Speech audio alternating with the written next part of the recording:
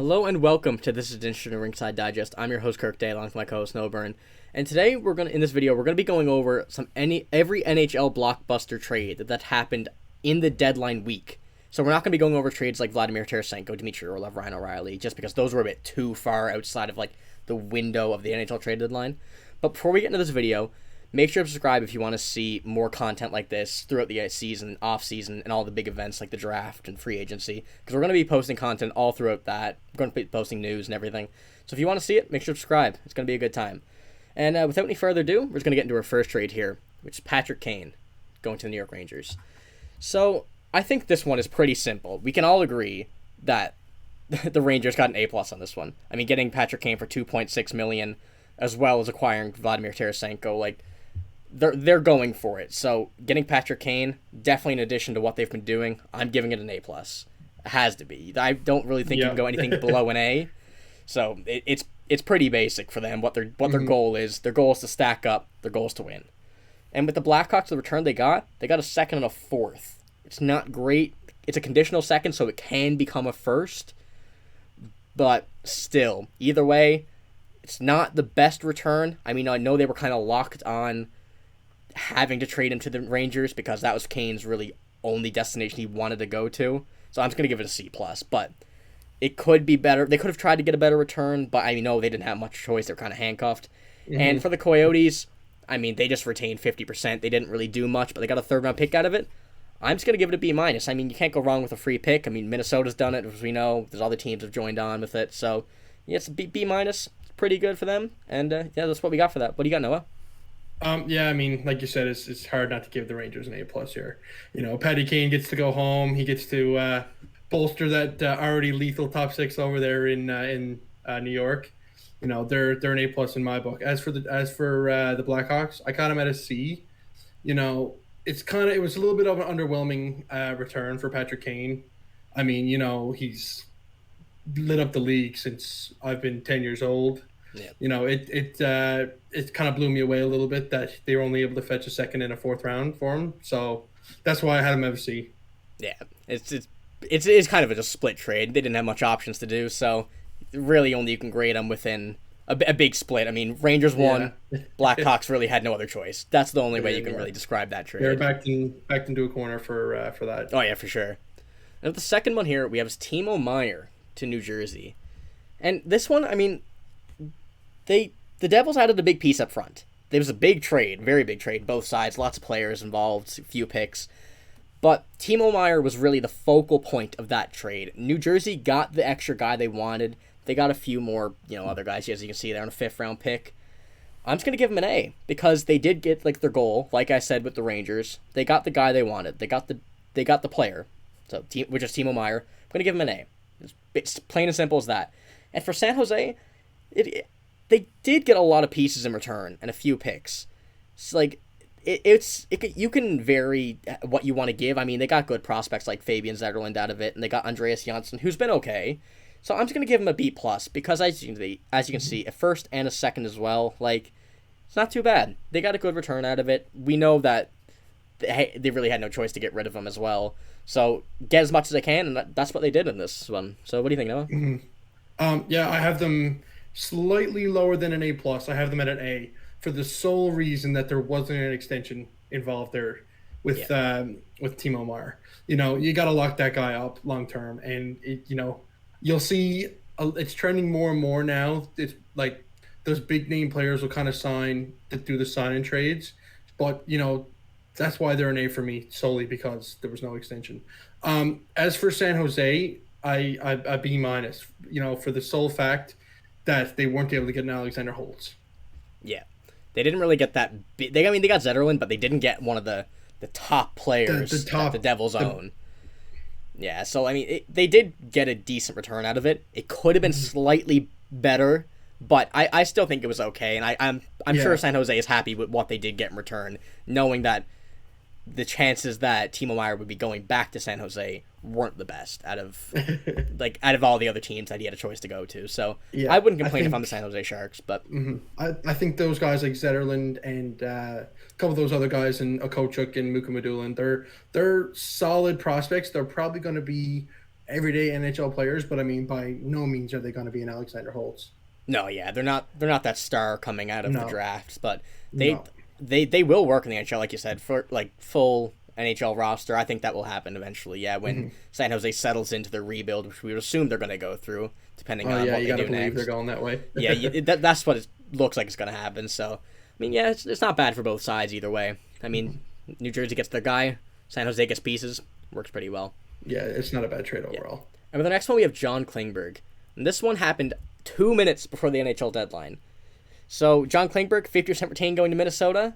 And the Ducks are getting a good prospect in Nikita Nestorenko and just some more pieces, a fourth and an AHL defenseman. For this one, I got to give Minnesota a B. I do like the trade. I do a lot as a Minnesota fan.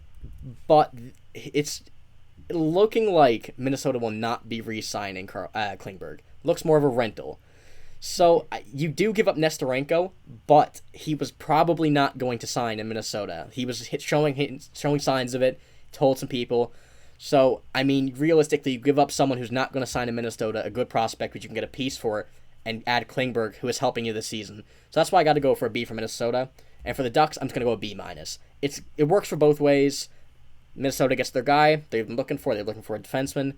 And Anaheim gets a decent prospect. They did wait a bit long on it, which is why Anaheim didn't, I feel like, get as much as they wanted to for him. And well, it's just as well as Klingberg wasn't playing fantastic on the Ducks because they are the Anaheim Ducks. So there's not much to say about that. But we know from his years in Dallas, he is still a good player. So it looks like he's not going to re-sign. He's probably going to still want a bit, upwards of $4 million. So that's why I'm giving Minnesota a B. What do you think, Noah?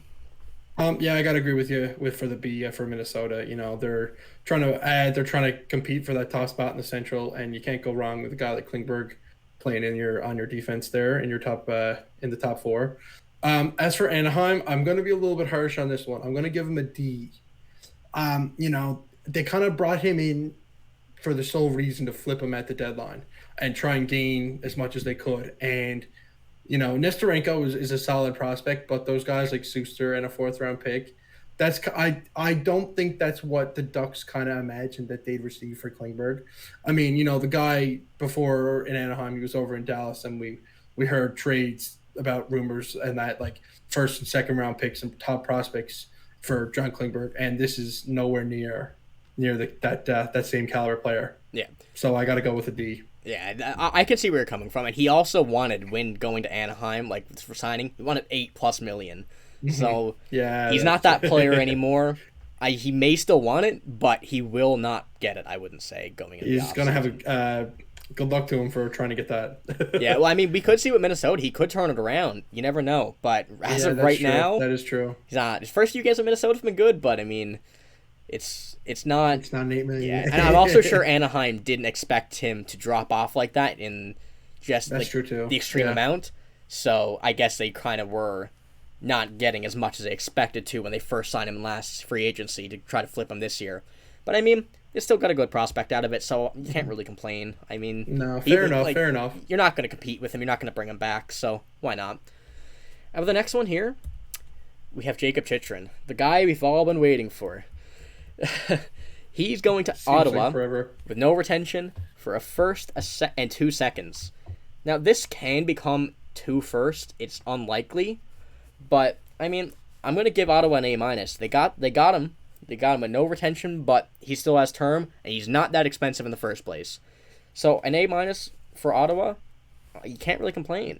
They didn't give up too much, realistically. I mean, the picks were a lot less than Arizona was asking for. So, well, in the beginning.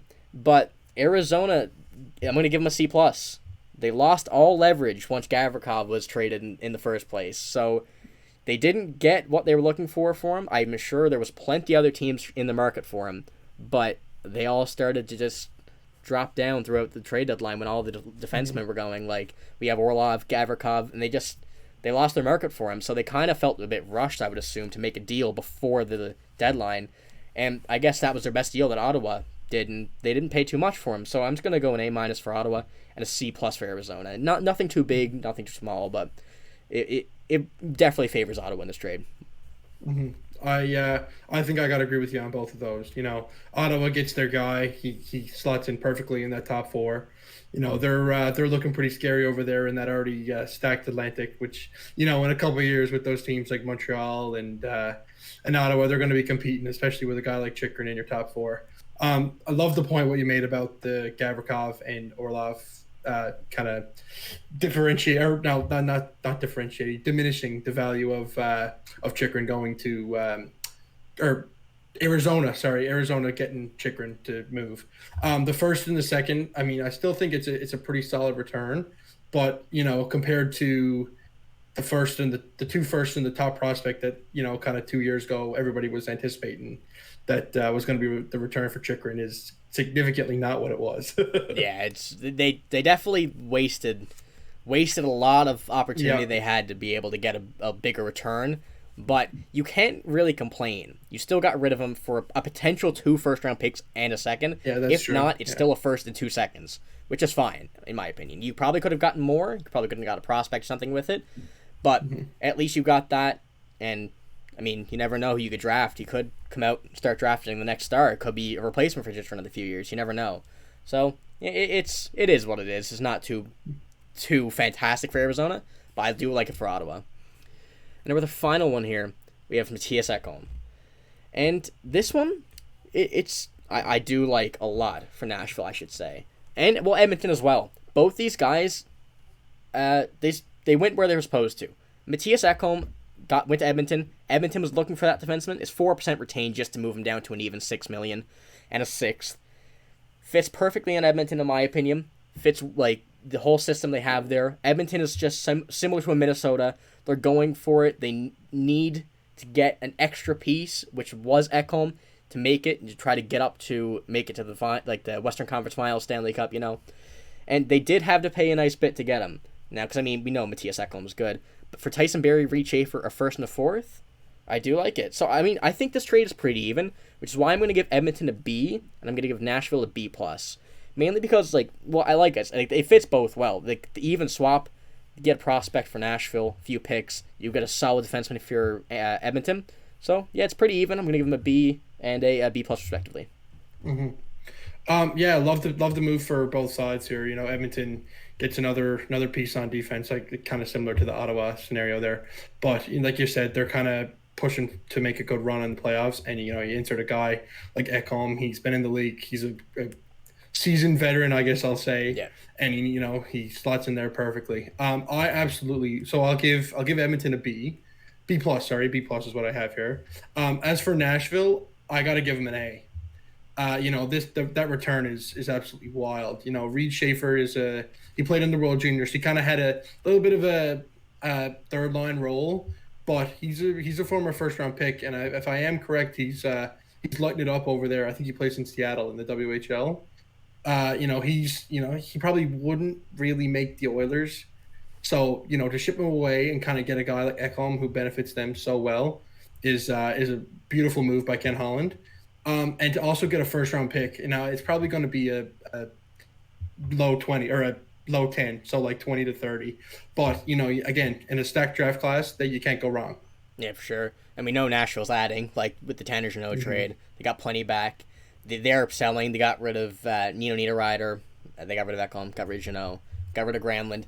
So I think the whole draft, I would definitely give him probably an A+, but for this trade specifically, I'm giving him a B+. I mean, I would have no problem giving him an A either. It's just I think it's pretty even for both sides, so it's good for each of them, and I do like it. And yeah, so it's pretty even for both teams, like you said, and as well, like Reed Schaefer definitely won't be part of Edmonton's playoff run right now. I would say Edmonton pretty much got their forwards locked up. They got what they want. They got McDavid, Draisaitl, Zach Hyman, Ryan Nugent-Hopkins. So getting rid of Reed Schaefer, I wouldn't see as a problem for Edmonton. It works perfectly. Yeah. Just want to give a little bit of credit to David Poile over there in Nashville. Those guys on expiring deals, being able to get those massive and big trades, like to get in those massive picks is incredible. And Nashville, in a couple of years, look out for Nashville. Yeah, for sure. It's a good way to go out too, retiring after the season. Yeah, true. Yeah. That's all we have for this video. So if you like this video, make sure to subscribe as well. And we're going to have content like this all throughout the season, like I said at the start of the video. And all throughout the off season. So if you like this video, make sure to subscribe. And thank you for watching.